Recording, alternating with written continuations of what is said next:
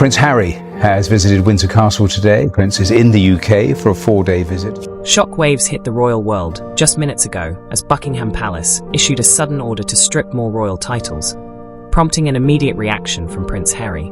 With his royal ties already strained and his future uncertain, he rushed back to the UK, leaving both fans and critics stunned. Images emerging from Nottingham show Harry arriving amid mounting tension that has been building for years and has now erupted into a full-blown royal crisis. What this sudden return means for the future of the monarchy remains unclear, but many are watching closely as every detail unfolds. Behind palace walls, a transformation known by insiders as the quiet succession has slowly taken shape. Rather than beginning with a grand announcement, it emerged through subtle shifts. Meetings chaired by William in late 2024, diplomatic briefings he began leading, and courtiers increasingly looking to him before anyone else.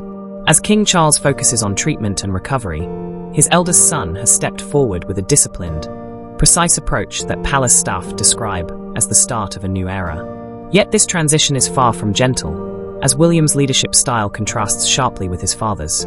Charles governs with sentiment, always seeking understanding even toward those who have caused turmoil, while William leads with calculation, viewing the monarchy not as a family tree, but as a global institution that must be protected at all costs, with no room for unpredictability or emotional disruption. This is where Harry's crisis begins.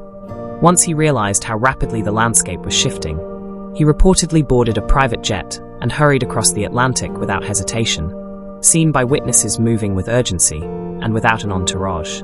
This was no planned visit, it was a defensive, last-minute attempt to preserve his royal identity, as serious internal discussions at Buckingham Palace began focusing on titles, roles, and consequences, with senior staff reviewing precedents and advisors reassessing decisions from 2020.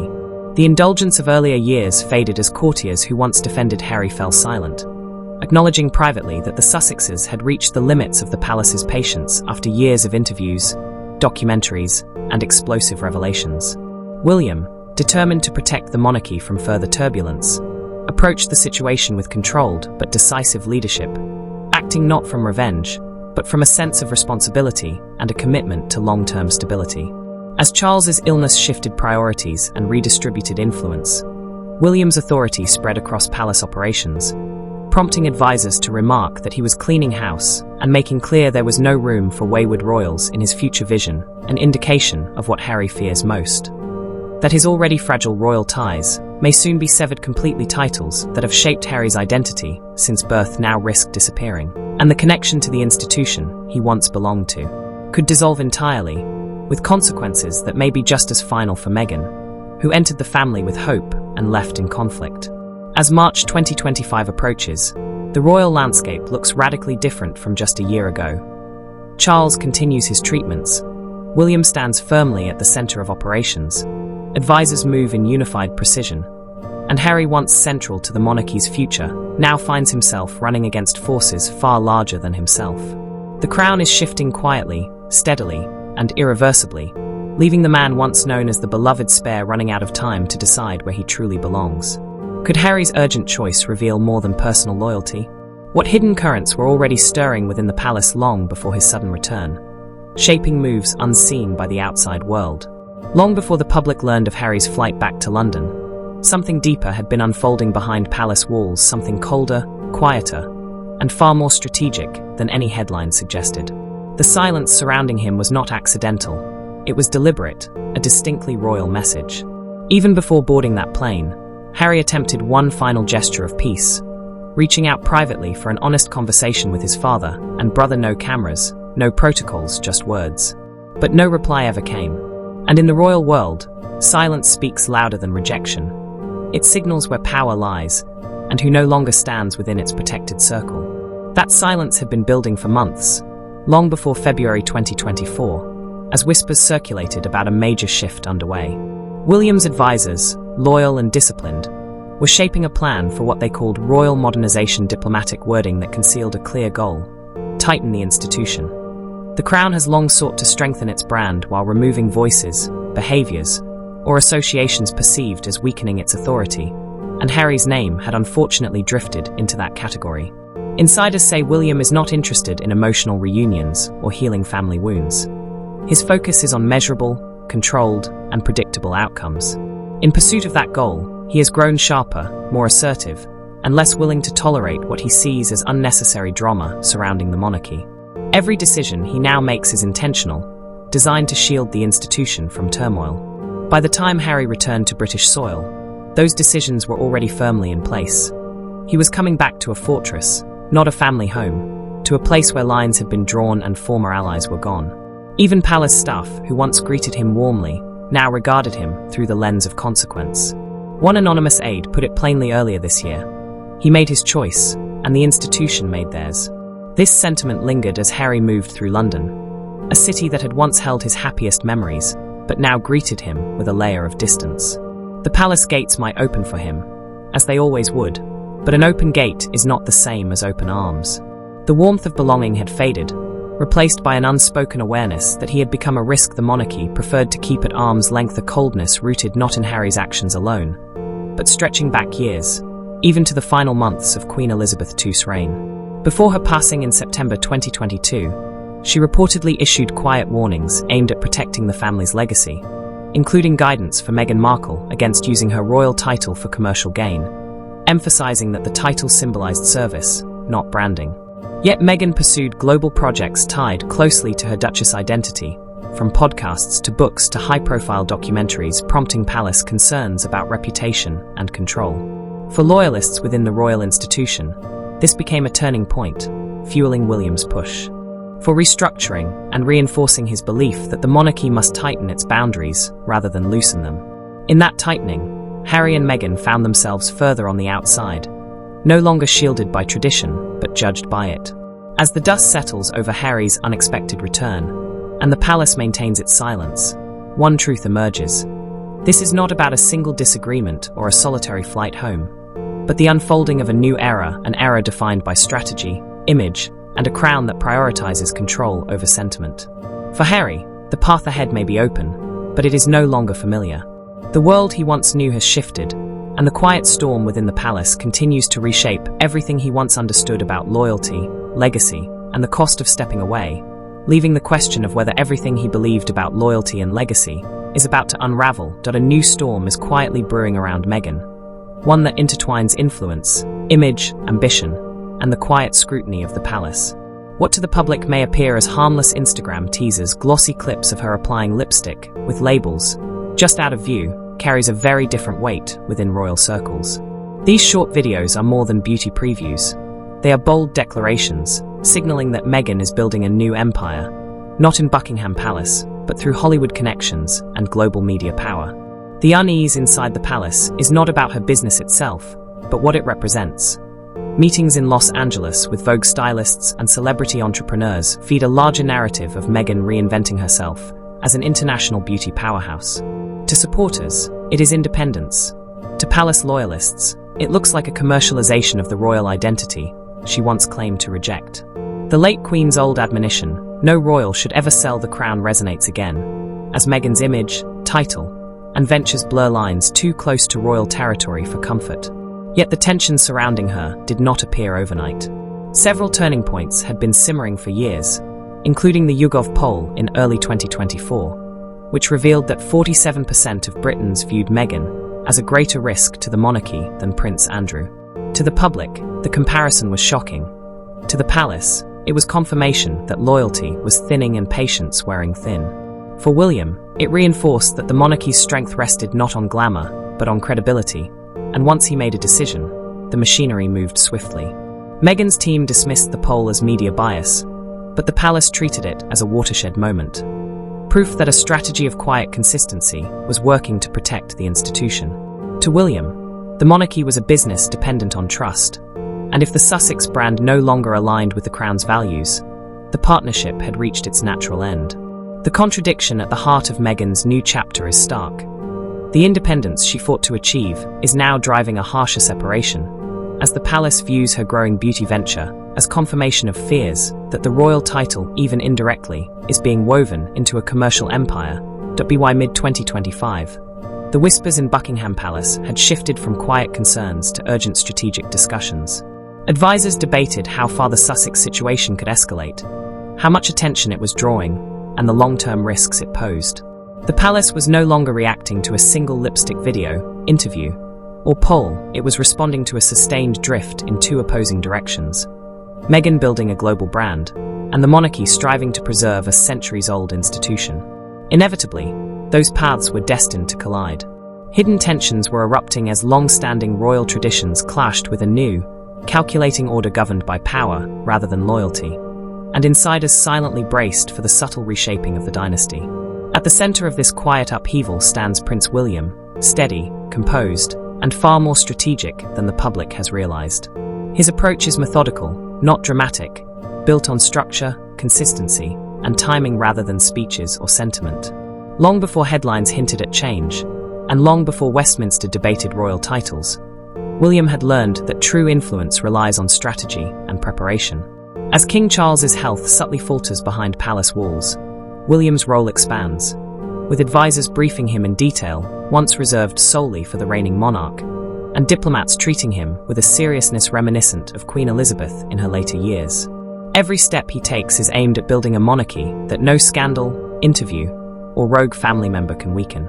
This is not, at least on paper, about punishing Harry or Meghan. It mirrors the precedent set when Prince Andrew's titles were stripped in early 2022, demonstrating that royal privilege can be curtailed under public scrutiny. William recognizes the opportunity, approaching the institution like a lean, modern organization that thrives on stability, clear purpose, and firm boundaries, determined to create a monarchy resilient against both internal and external challenges. In William's vision, the monarchy is defined by clean branding and steady leadership. With Harry and Meghan standing as unpredictable variables, a couple with multi-million-dollar streaming deals, a history of explosive interviews, and a talent for capturing public attention overnight. Yet the brilliance of William's blueprint lies in its presentation. It will never appear as a personal strike, but as responsibility, modern protocol, and necessary refinement to system adjusting itself, as any powerful institution must. Within the palace, those fluent in royal language understand the implications. This is not the emotional fallout of two brothers drifting apart, but structural evolution disguised as procedure. Meanwhile, across the Atlantic, Meghan continues shaping her own narrative, crafting a world built on carefully arranged images, headline-ready statements, and a persistent belief in reinvention. Even when projects stumble from quietly shelved 2020s deals to murmurs of underperforming podcasts, she skillfully repackages the story, highlighting awards, achievements, and progress to maintain the illusion of constant upward motion. Insiders who have watched her navigate these shifts describe it as a kind of magic, the ability to transform perception itself.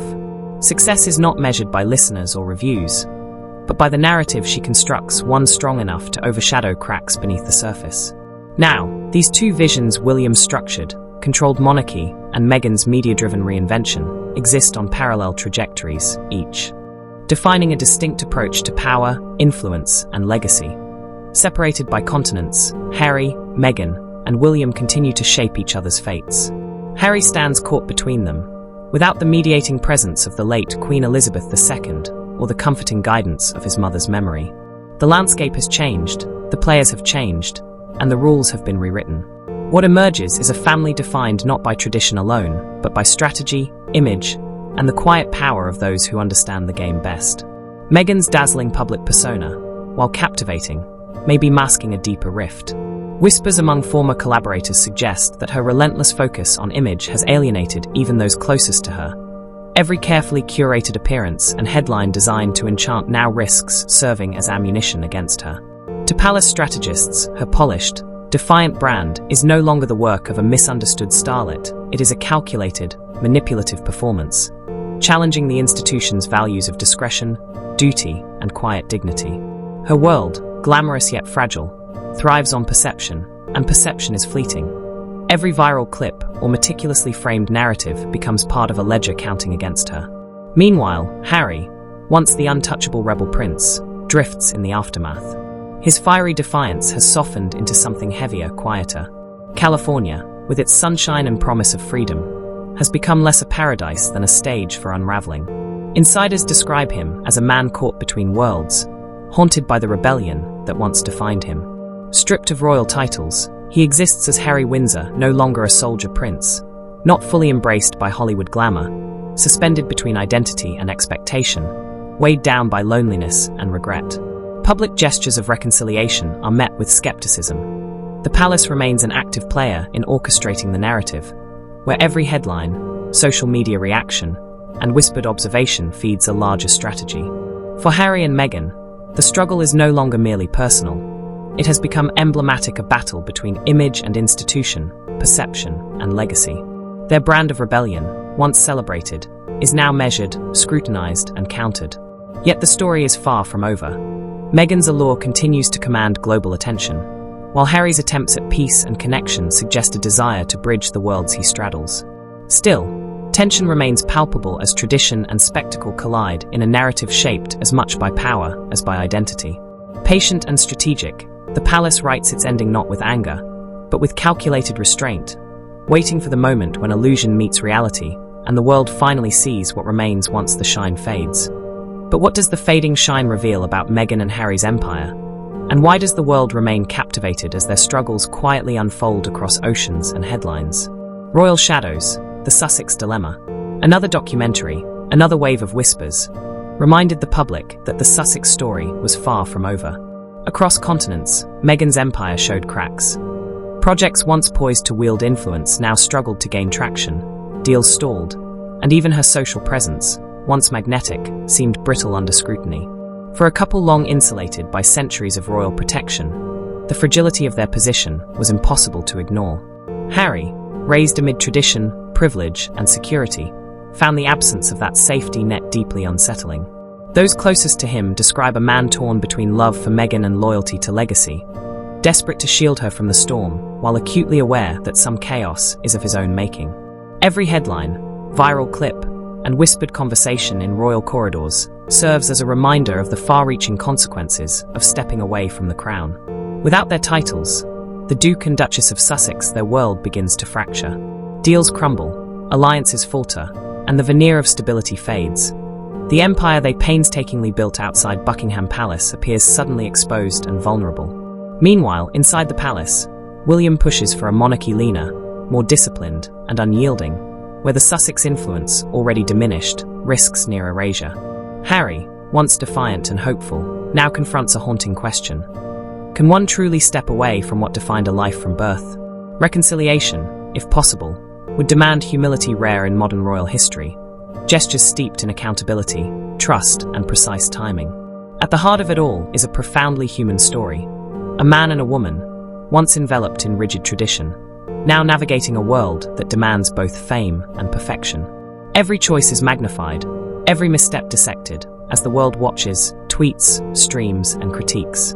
Meghan's faltering ambitions and Harry's confrontation with the limits of freedom underscore a stark reality. Even royal blood cannot shield one from consequence.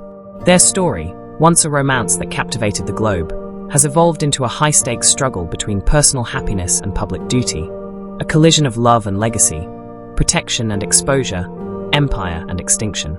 In this arena, there are no guarantees, only consequences, calculated and raw. This is the world Harry and Meghan chose, where even the highest birthright cannot escape the truth. Every action reacts, every choice has a price, and the fallout is inevitable.